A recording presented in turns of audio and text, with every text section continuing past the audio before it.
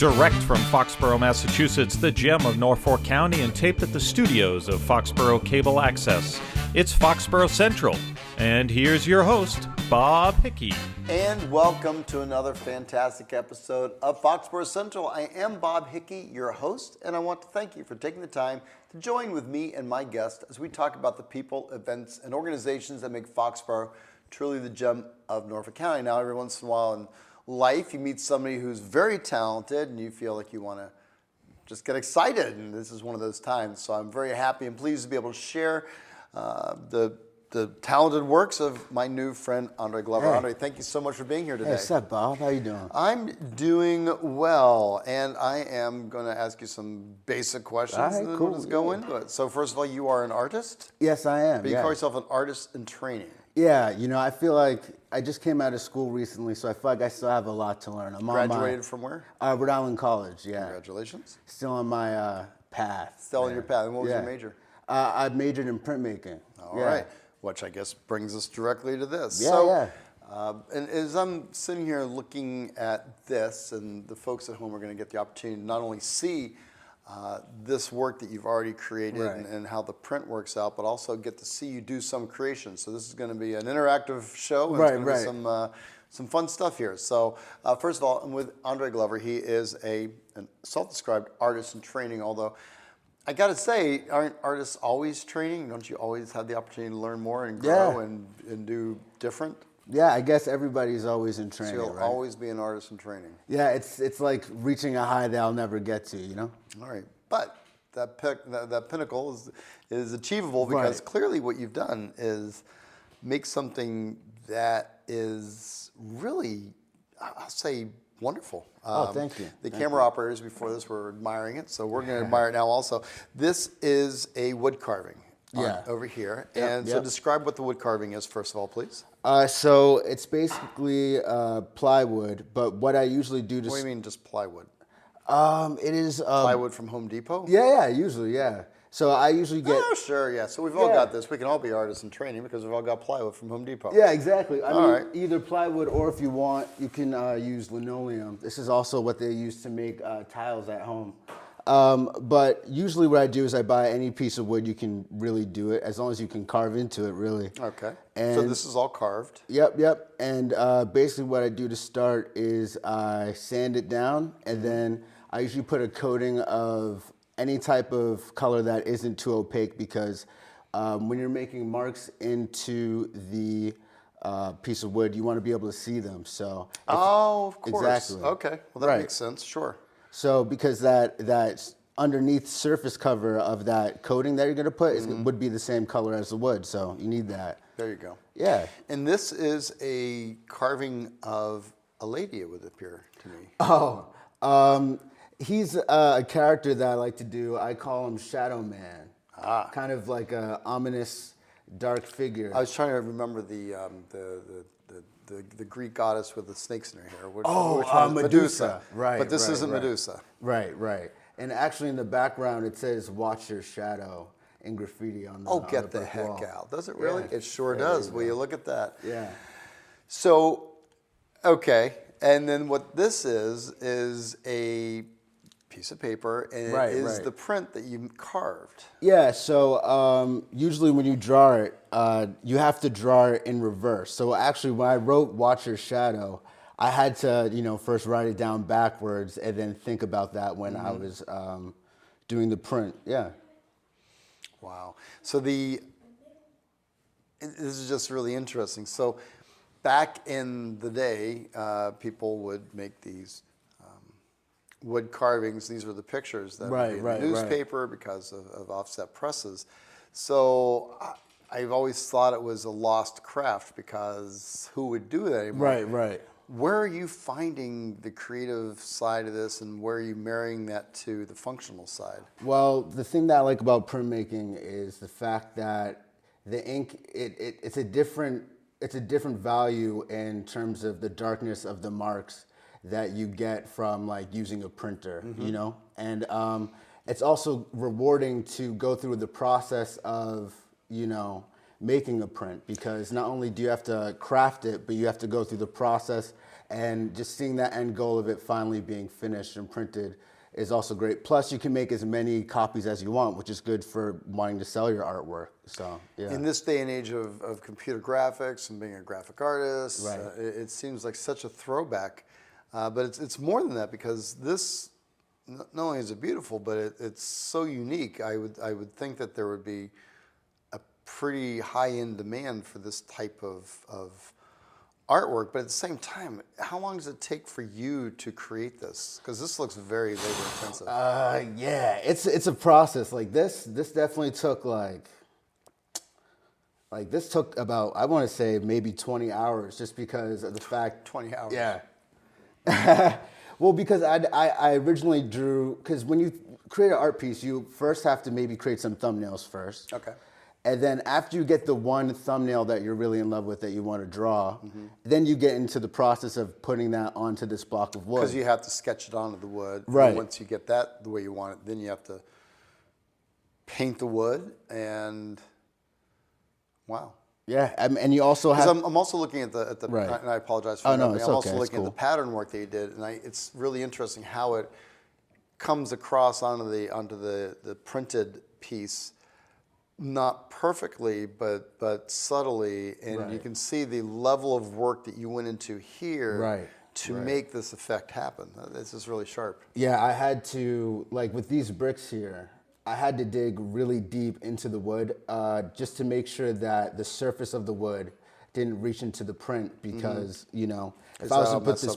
Exactly, right? It's the three-dimensional of the curves and cuts into the wood can sometimes be too raised, and they might get caught up into the end print. So Now, I'm, again, an utter novice, and I'm speaking, of course, with Andre Glover, who is a self-described artist in training. I'm just going to call him an artist.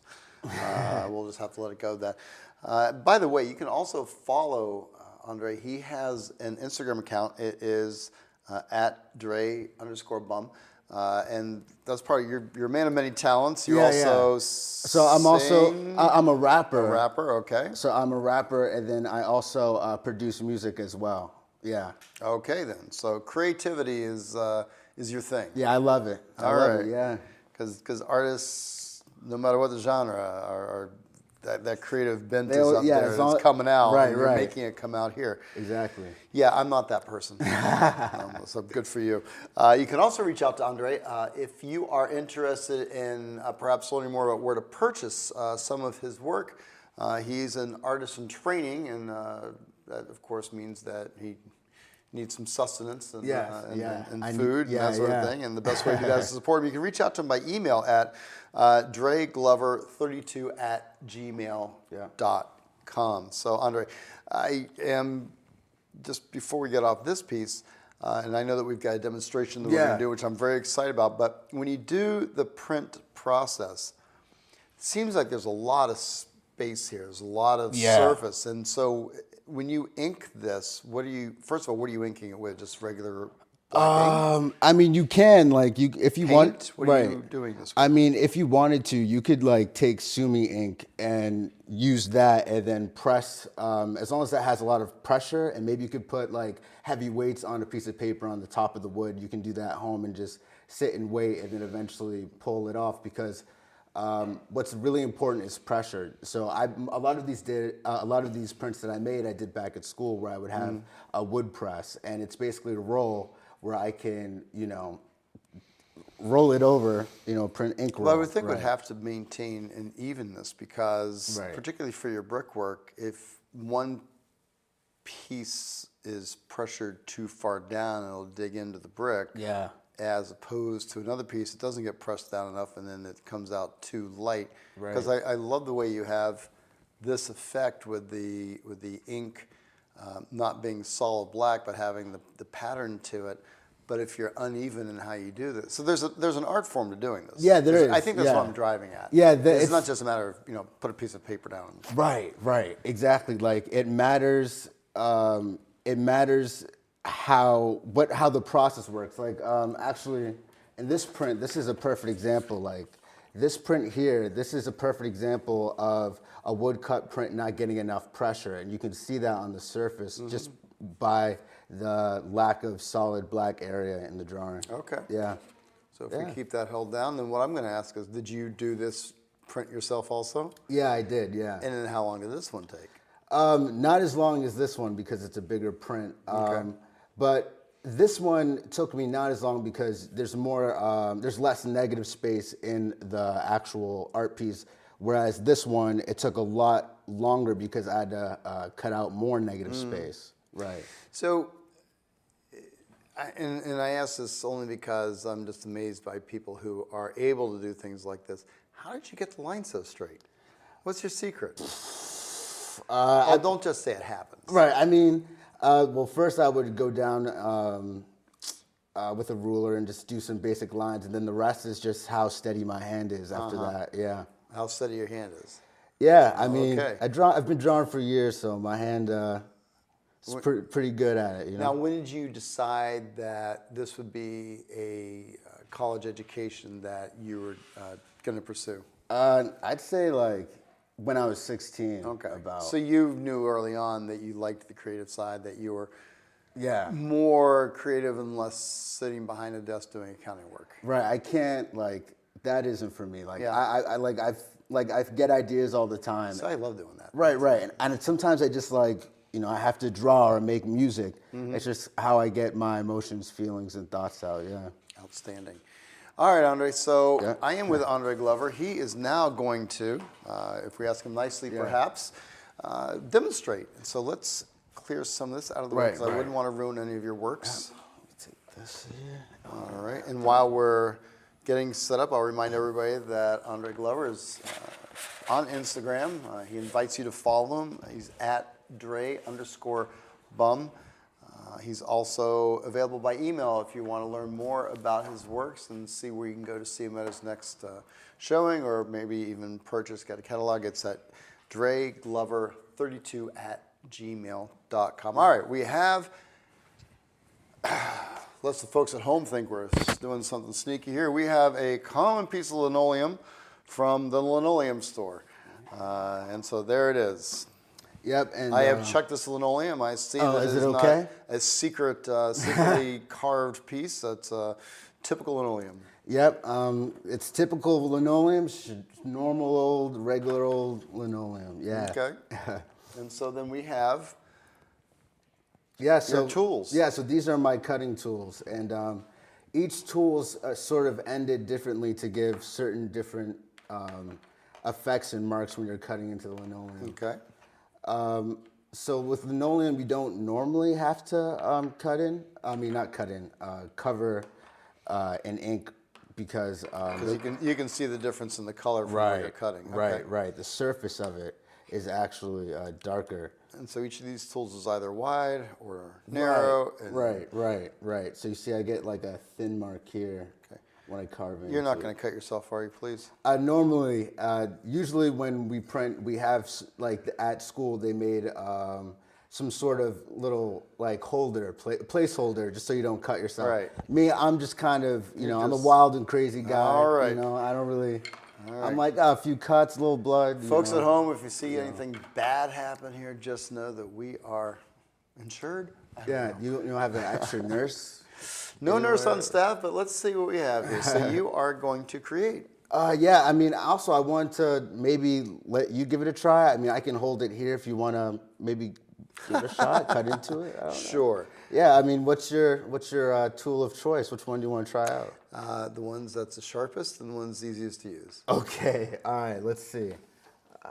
I think this one would be the easiest to use. And what am I going to do here, sir? I just dig into it, but just dig into it at a certain, a very obtuse angle. Make sure that the tip is really pressed into there. Okay.